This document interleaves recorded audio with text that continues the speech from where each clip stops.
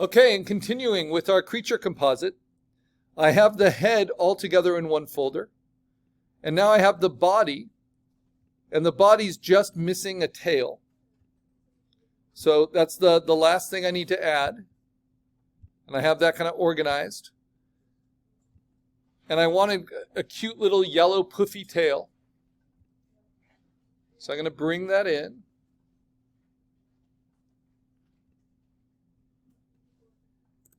And I'm immediately going to cut it out with lots of overlap.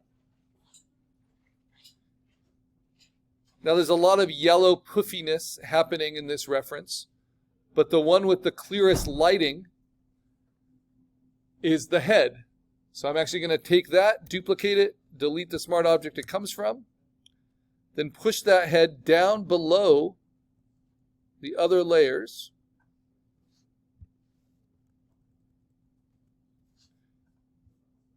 And then move it behind and transform it, right? And don't forget the power of warp to make things kind of line up.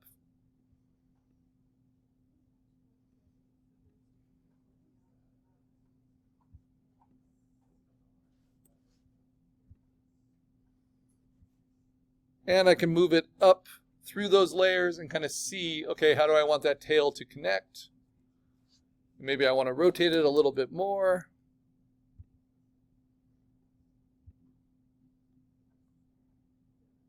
And I think that will work. All right, so now I'm going to take all those layers that are the body layers. I'll stretch up my layers so you can see them. There's 1, 2, 3, 4, 5, 6 just in the body. And I'm going to select them all with Shift and then put those into a group and call that group the body. And the body goes underneath the head. So now we have the body here.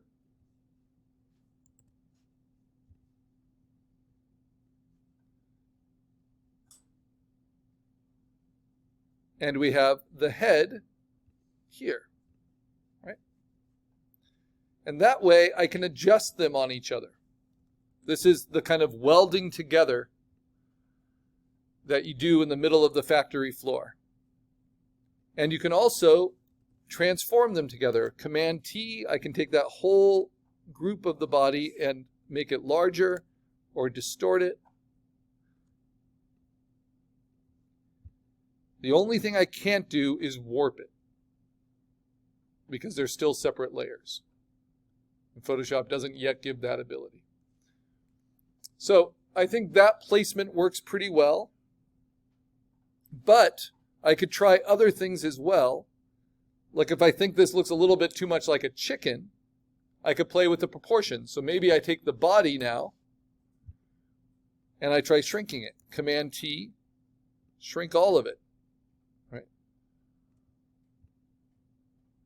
So that those proportions are a little bit stronger towards one side than the other. And that's usually more interesting, even if it goes a little against your sketch. So you can try out these different things. This is also what the digital honors students did with their basic shapes for their character designs before they started finalizing their line art. They played around with the proportions. And I actually think this looks a little stupider, which is what I'm after, combining a porcupine with a dodo. But what's lost when I do that is things I need to be aware of. Like I have that kind of orange of the wing covering up the porcupine quills. So I'll have to find a way to blend that back down.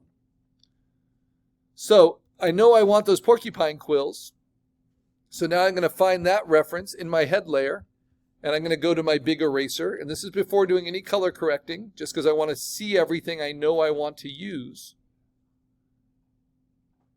And I'm going to start to reveal them, right? I want to show those porcupine quills coming through. And instead of erasing, because I like that, but I don't like what I lost, maybe I do it through transforming. and warping individual layers, right? Kind of pushing and pulling them to fit the reference and the anatomy of what I want. So thicker at the top to support this big head, but slimmer at the bottom to show more of what's behind.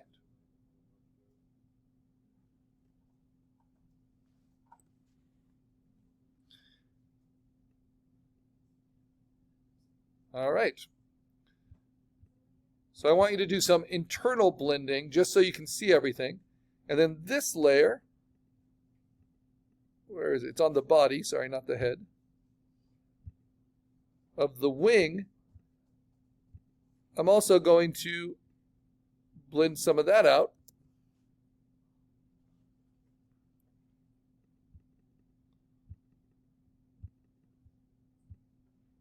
To let the porcupine quills kind of show.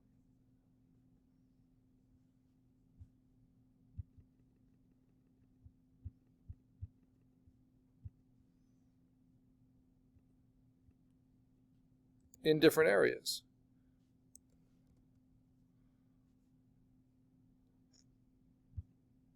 So this is all the kind of internal blending. And this is not trying to be finished. This is just to get a sense of what overlap you have, get rid of the hard edges in certain places, so that as you start color adjusting, you can recognize what's working and what's not.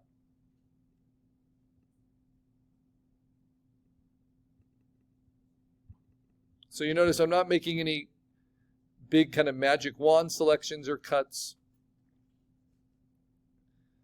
And then going back to the body, we've got those chicken legs, right? But I internally composited those legs. So I've got these two layers, which are on their own, showing a little knee joint with this behind it. And what I'm going to do is this is the first time I've done this, I'm going to merge these layers together so I can treat them all as one.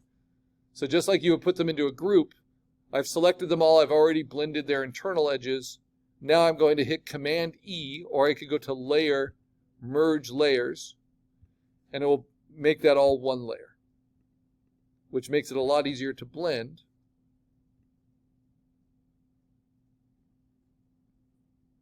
Because I need to reveal that wing a little bit more. Not a whole lot more, but just a little bit. All right. So now I think I have enough that I can start with the direct adjustments.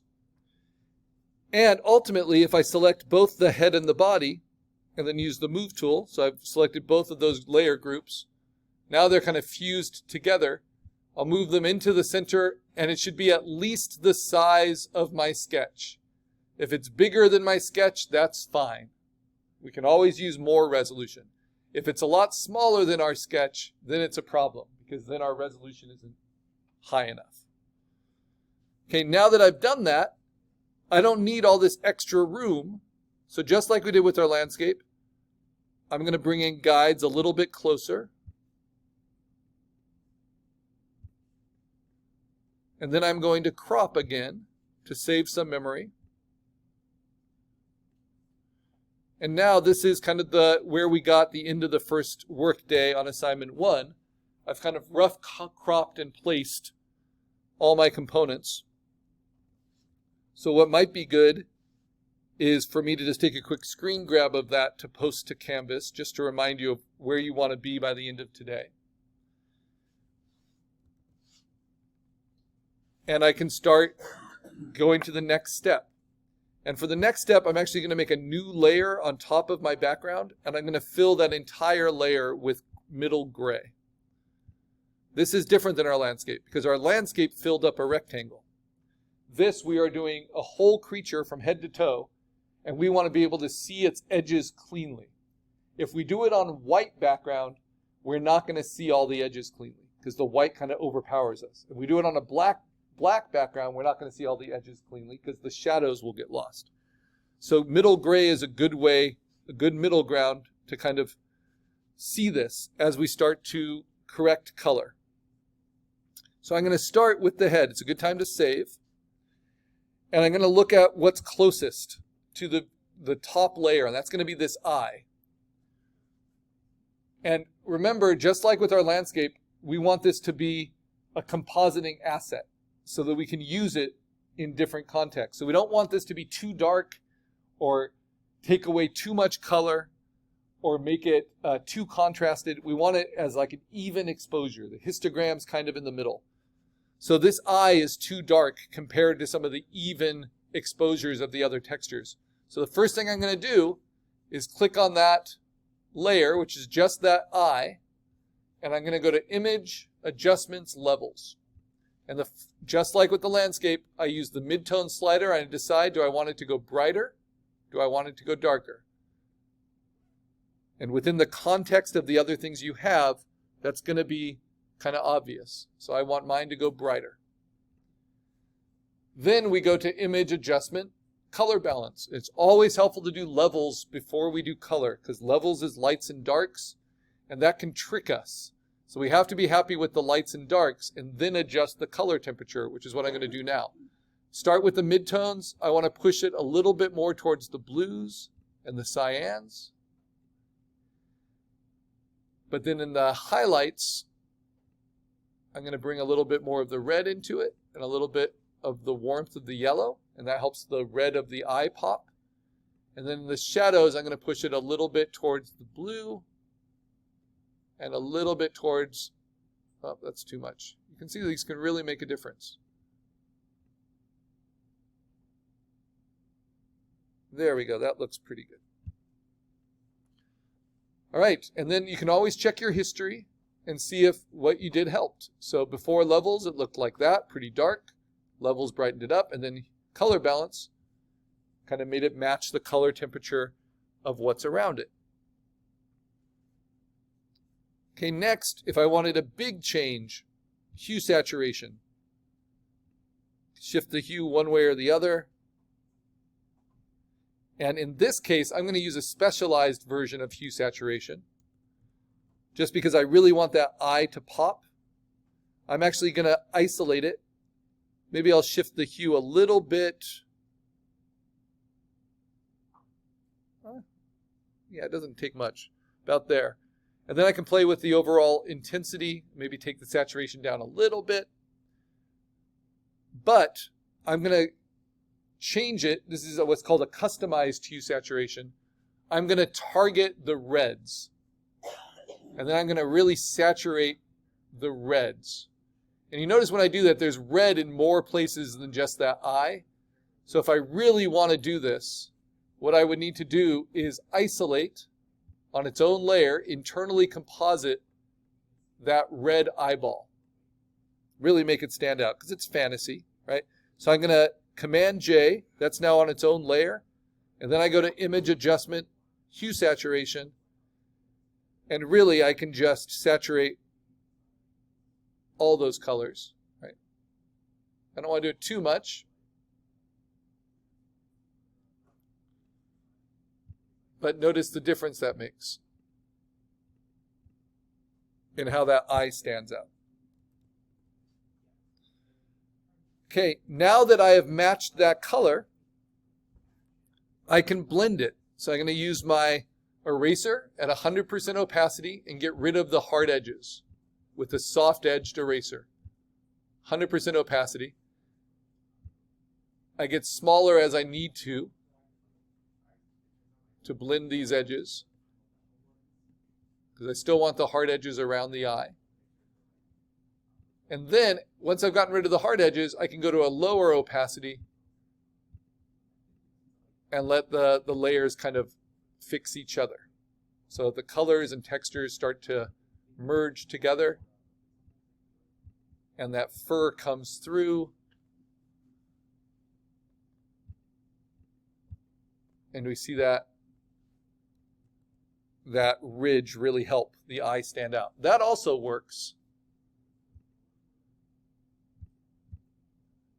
And then if I want a little bit more sharpness on it, I can use that sharpen tool just to bring